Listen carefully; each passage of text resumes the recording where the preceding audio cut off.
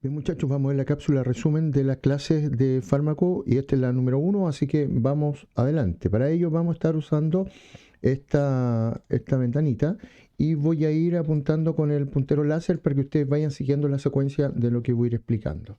En primer lugar, nosotros partimos desde fármaco, que es el sentido amplio y un sentido restringido. Ambos nos hablan de sustancia química.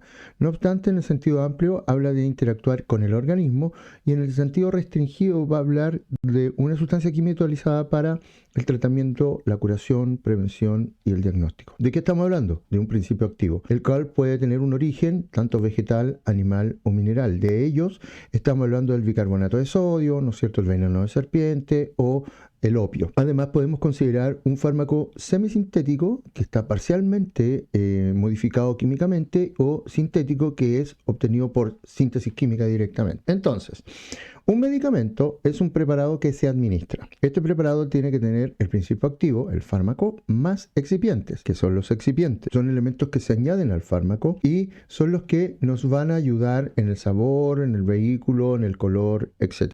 Estos fármacos pueden ser administrados de vía sistémica o tópica. Ojo, cuando hablamos de tópica, es oído, piel, vagina, inhalatoria, mucosa rectal, mucosa nasal, mucosa oral, etc. Y sistémica tenemos enteral y parenteral.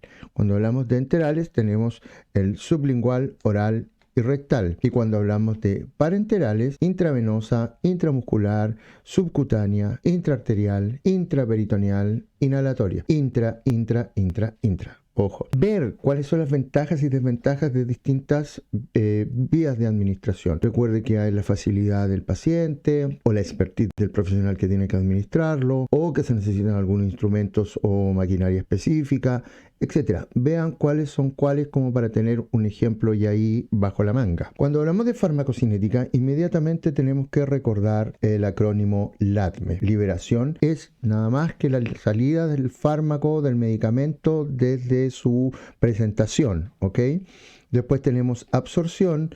La absorción es el paso del medicamento a la circulación. Y ahí es un dato importante, a la circulación. Para ello necesitamos transporte membrana. Esta sustancia va a pasar a otro lado, por ende va a pasar la membrana. Y en ello tenemos la difusión simple y los transportes activo y facilitado. Dato importante. En el PPT de la presentación, cuando habla de este tipo de absorción y habla de tipos de difusión, hay una membrana donde salen sustancias que van a pasar fácilmente y otras no. Vean cuál es la característica de esa sustancia, por qué no pasa. Y vea por qué sí pasa, cuáles pasan. ¿Por qué?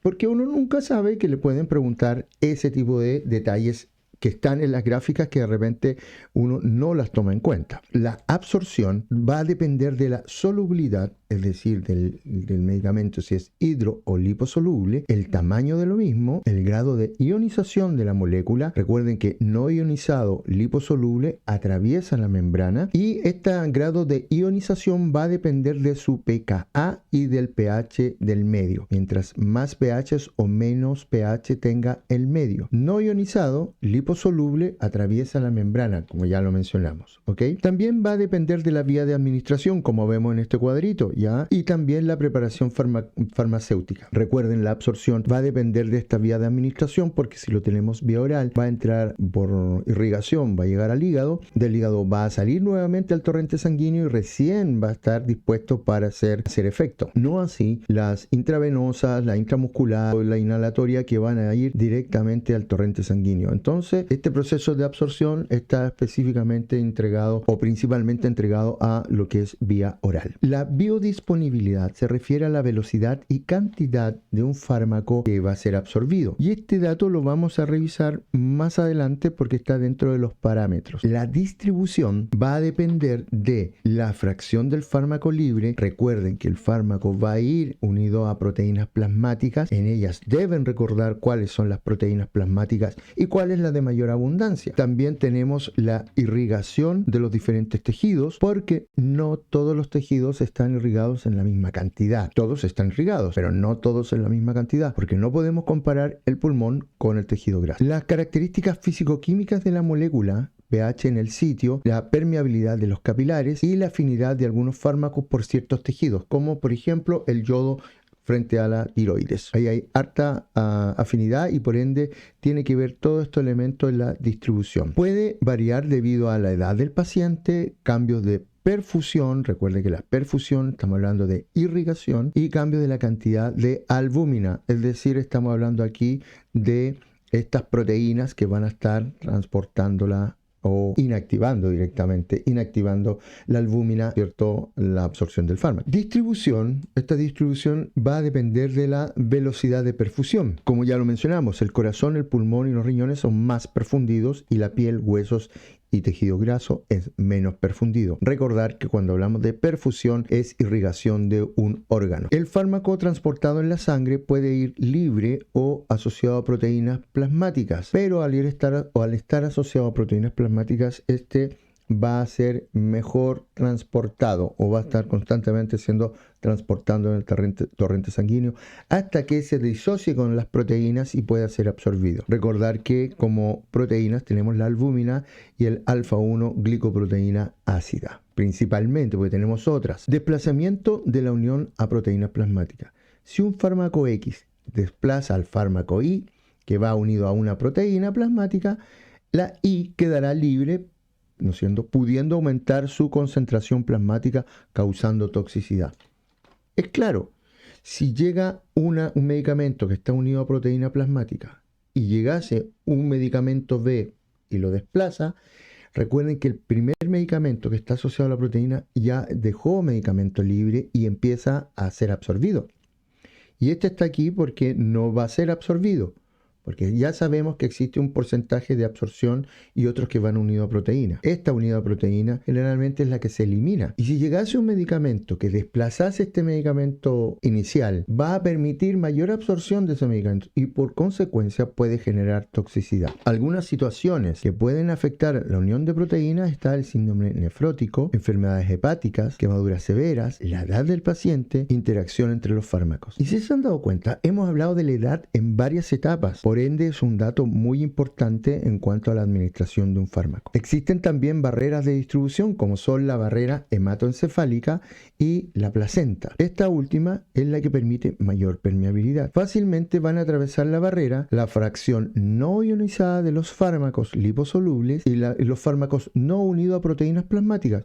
Esos son los que fácilmente van a estar atravesando estas barreras. Existen ciertos factores fisiológicos y fisiopatológicos que alteran las proteínas plasmáticas. Véanlas en la clase, revísenlas. A nivel de metabolismo, y cuando hablamos de metabolismo estamos hablando de el hígado, ojo, metabolismo o biotransformación. La transformación a nivel hepático debido a enzimas mediante dos fases. Uno, la fase no sintética y otra la fase sintética. La sintética también es llamada de conjugación. En realidad, cuando vemos el metabolismo, ¿ya? La idea es que el hígado lo que hace es que genera más sustancias hidrosolubles, más polar, más iónica, por ende va a permitir eliminar renalmente medicamentos. Generalmente eso se realiza a nivel de fase 1. Pero les explico el tema de las fases. Imaginémonos el hígado, y el hígado tiene dos partes en donde se va a realizar una fase 1, ¿ya? Y se llama fase 1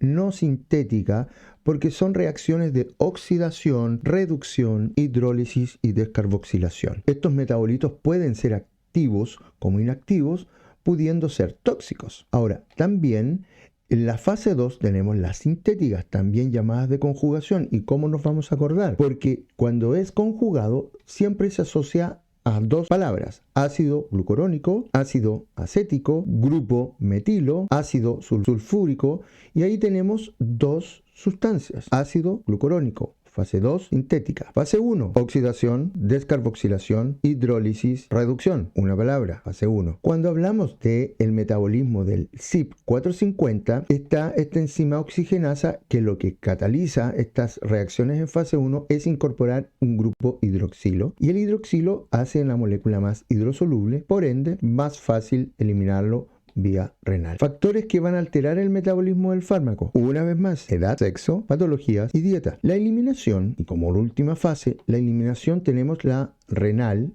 en forma de orina y la bilis en forma de heces. Cuando hablamos de renal, tenemos que recordar que existen cápsula de Bowman, tubo contorneado proximal, asa de Helle, tubo contorneado distal. Y aquí les puse esta imagen para que recordasen que la filtración es en la cápsula de Bowman, tenemos la reabsorción ya en los túbulos y tenemos la secreción. Recuerden que cuando hay estos procesos, unos van a favor del gradiente y otros van en contra. Por ende, ahí hay transporte de membrana que puede ser preguntado cuál es cuál. A nivel biliar, tenemos sustancias con alto peso molecular, sustancias con grupos polares y compuestos no ionizables. Evidentemente, todos los elementos que no fueron absorbidos van a llegar nuevamente por el torrente sanguíneo hacia el hígado y este va a metabolizarlos, pero ya va a ver que ya fueron procesados, por ende no va a volver al torrente sanguíneo, sino que los va a enviar directamente vía biliar hacia las heces. Factores que modifican la excreción y ya la eliminación, estamos hablando ya a nivel del cápsula de Bowman, el glomérulo, son edad, embarazo, enfermedad renal o hepática. Y llegamos como última parte a los parámetros: el clearance, volumen de distribución, tiempo de vida media, área bajo la curva y bioequivalencia. El clearance no es nada más ni nada menos que